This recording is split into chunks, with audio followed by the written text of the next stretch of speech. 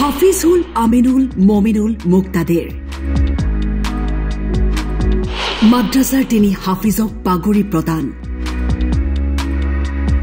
জামিয়া ই উলুম মাদ্ৰাছাৰ প্ৰাংগণত দুৱা প্ৰাৰ্থনা برحمتك نستغيث يا حنان يا منان يا ذا الجلال والإكرام বৰপেটাৰ হাউলিৰ জামিয়া ই উলুম মাদ্ৰাছাৰ তিনি ছাত্ৰ হাফিজ হিচাপে উজলিল والذي أنزل السكينة في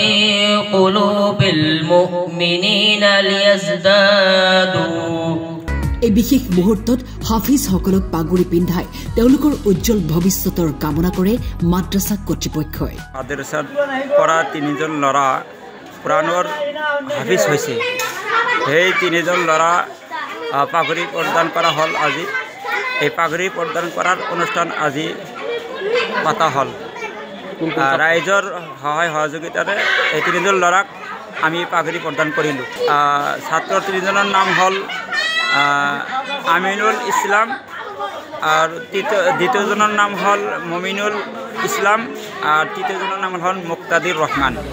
হাফিজ আমিনুল মমিনুল মুক্তাদিৰে সমাজৰ হকে ভাল কাম কৰি যাব বুলি বিশ্বাস সকলোৰে ব্যুৰো ৰিপৰ্ট টাইম 8